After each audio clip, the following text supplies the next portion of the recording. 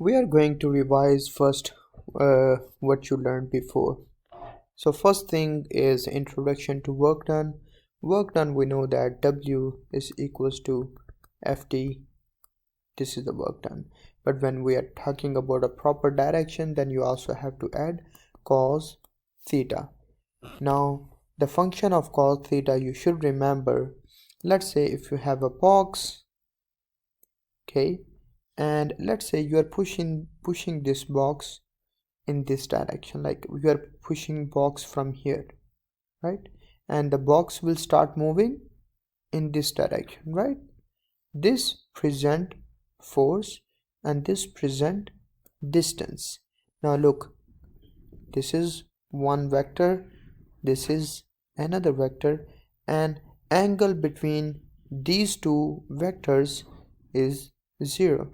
Theta is 0 here, and we know that cos theta is 0. In this situation, work done is positive.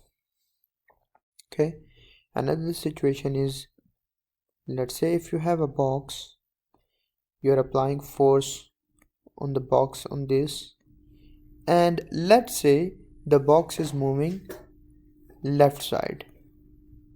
Okay, so when force and the distance traveled by a box is on the opposite direction, then theta between these two vectors is 180.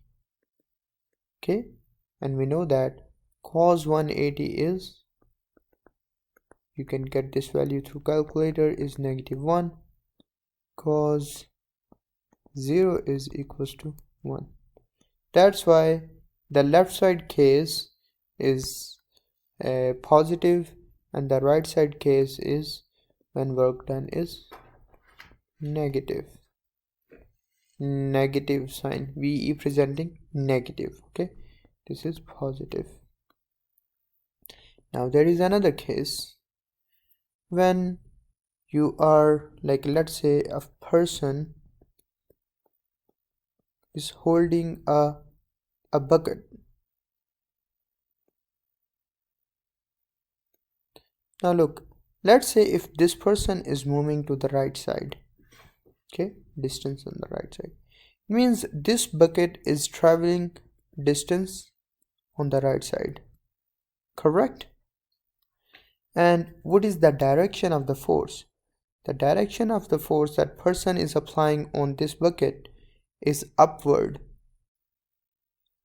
this way, correct?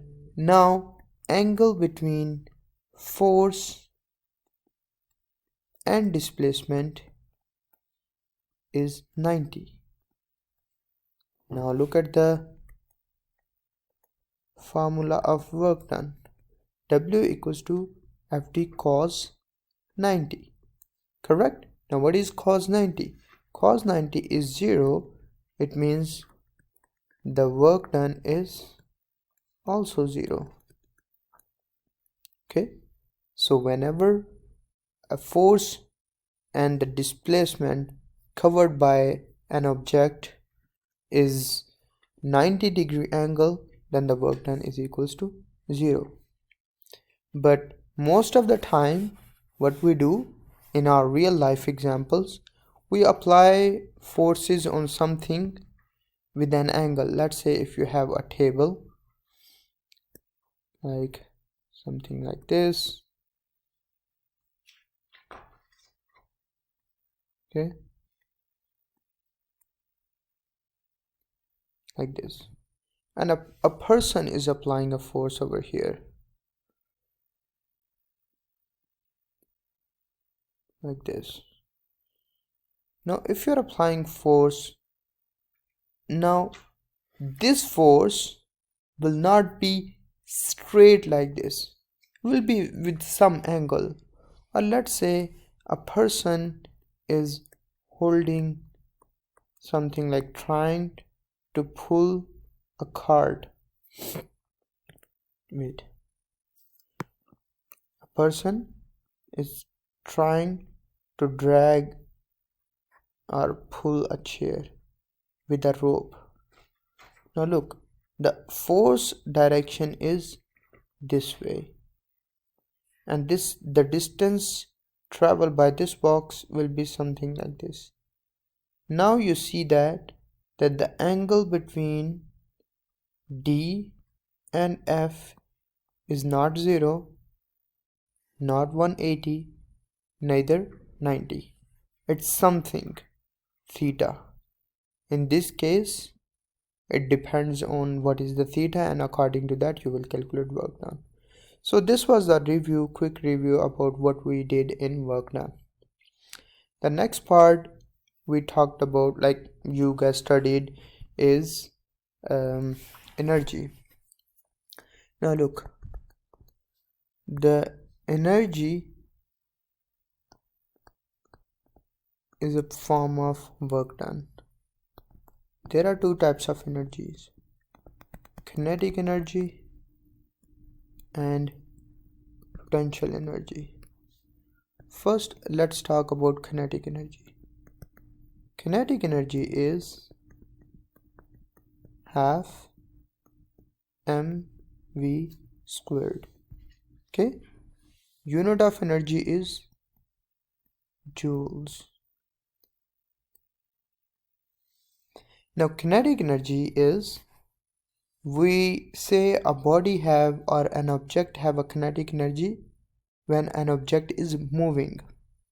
Remember this always. When a movement is happening, then kinetic energy is something. There is some kinetic energy. When body is on a stationary position, body is not moving, that means velocity equals to 0. And if velocity equals to 0, then kinetic energy also equals to 0. Mathematically you can check, because this part is equals to 0, it means kinetic energy equals to 0. So then you guys studied about kinetic energy. I will talk about potential energy later. Next, you guys studied about work energy theorem. Now what is work energy theorem? Let me write it down. Now work energy theorem is, let's say if you have W equals to FD, this is the work done formula, correct? Also remember that work done unit is joules. Now W equals to FD. If according to Newton's second law,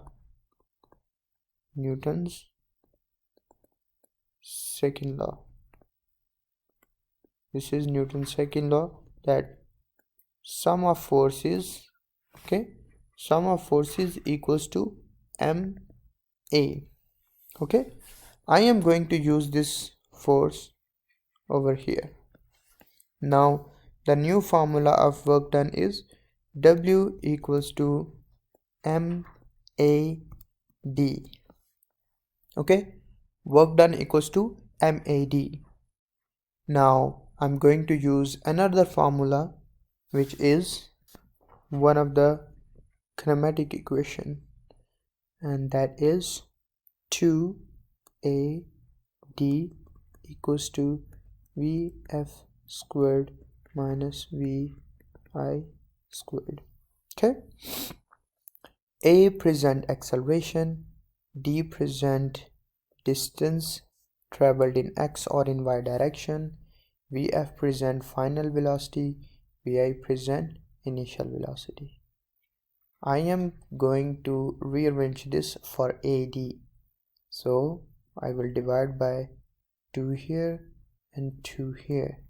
You are going to have AD equals to VF squared minus VI squared over 2.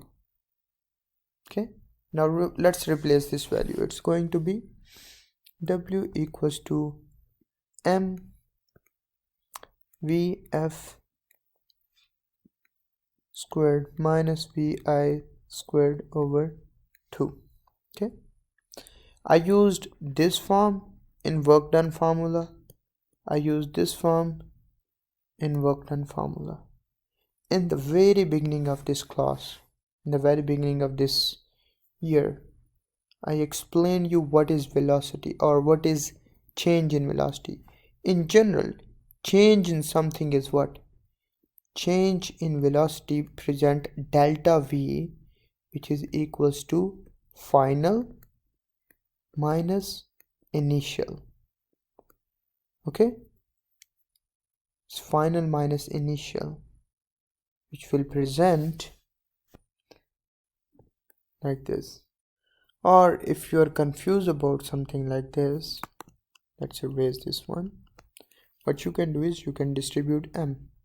So W equals to, it will become, because it's like this, will become 1 over 2 mvf squared minus 1 over 2 mvi squared. Correct? Now let's go back, and what did I explain you about kinetic energy formula? It's right here. Kinetic energy formula is half mv squared. Look right here. Half mv squared but f, half mv squared but I, right? So you can present that this part of the formula will be considered as W equals to kinetic energy but final kinetic energy minus this will present kinetic energy but initial kinetic energy, and this is what called work energy theorem, that work done is equals to change in kinetic energy. Okay, and change in kinetic energy or change in anything will be considered as final minus initial.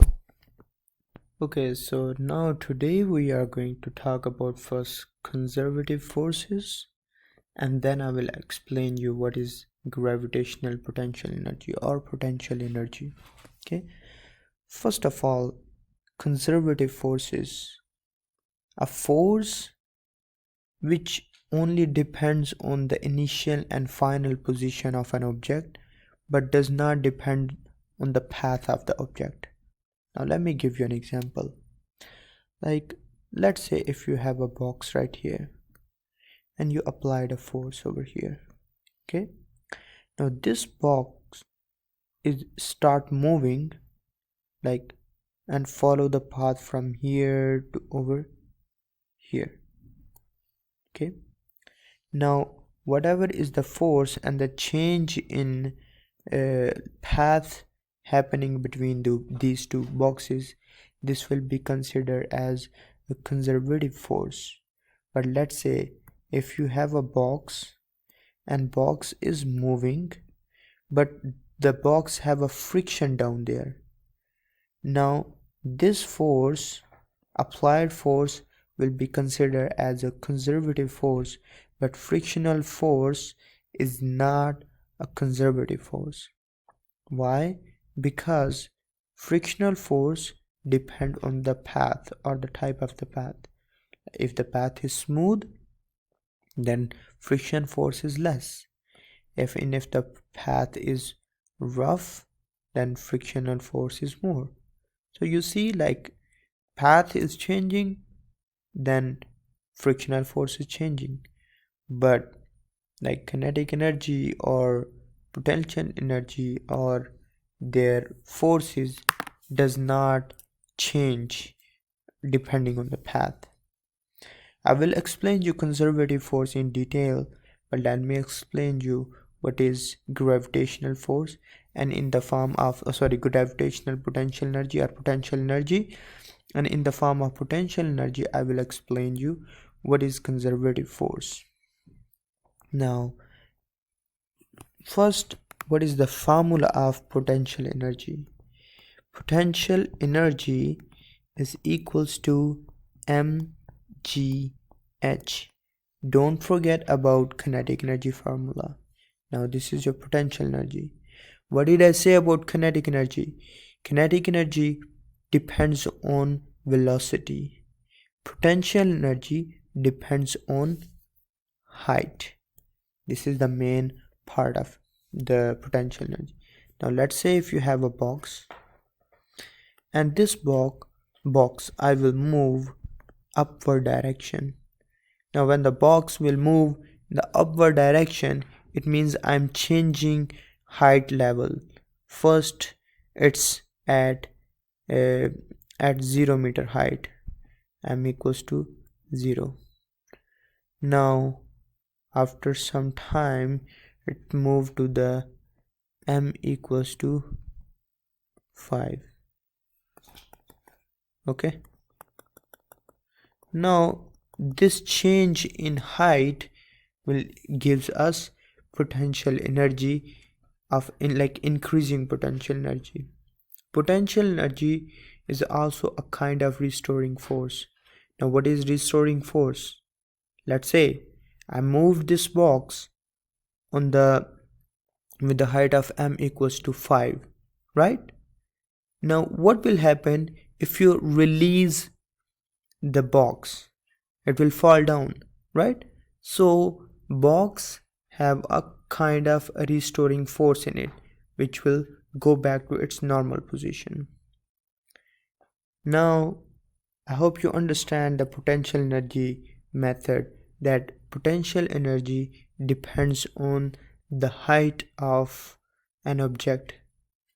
Let's say object is moving on the right direction like this. If I ask you, is there any potential energy in this box? Then you will say no, there is no potential energy. Is there any kinetic energy? Yes, there is a kinetic energy. If I will ask you that the box is changing height from m equals to 0 to upward direction, then I will ask you, is there any potential energy? You will say yes. Why? Because box is changing height. If I will ask you what is kinetic energy, is there any kinetic energy? You will say yes. Why? Because although the box is moving upward direction, but still it's moving, there is a velocity, so means there is a kinetic energy. But once the box will reach at this position and it's not moving, then at this point there is potential energy, but there is no kinetic energy. Okay, kinetic energy will be 0. Let's say if the box is moving like this, then again you have both kinetic and potential energy changing at the same time. Clear? So these are the different cases. Now look what is conservative force in a different example, and how conservative forces does not depend on the path. Now let's say if you have a 5 kg box, okay, and the box is moving downward from m equals to 5 to m equals to 0. M does not means mass. I will just write it down as height. Height equals to 5 meters to h equals to 0 meter. Okay, now what is potential energy? Potential energy is, let's say it's 5. Okay, so mass 5 kg, potential energy will be mg h, g presenting gravity. Now potential energy of this box is, m is 5 times, let's say 10, not 9.8, 10 and 5, so it's going to be 50 times 5, and it's going to be joules, 250 joules. Okay, now this is moving downward. Let's say that you have a box right here, same box, 5 kg. First it moves downward, then it moved upward, then again it moved downward. Now in case 1 and in case 2, they both are following two different paths, right? In case 1 you have box moving only downward. In case 2 it moving downward, upward and then downward. Now look, here energy is 250 joules.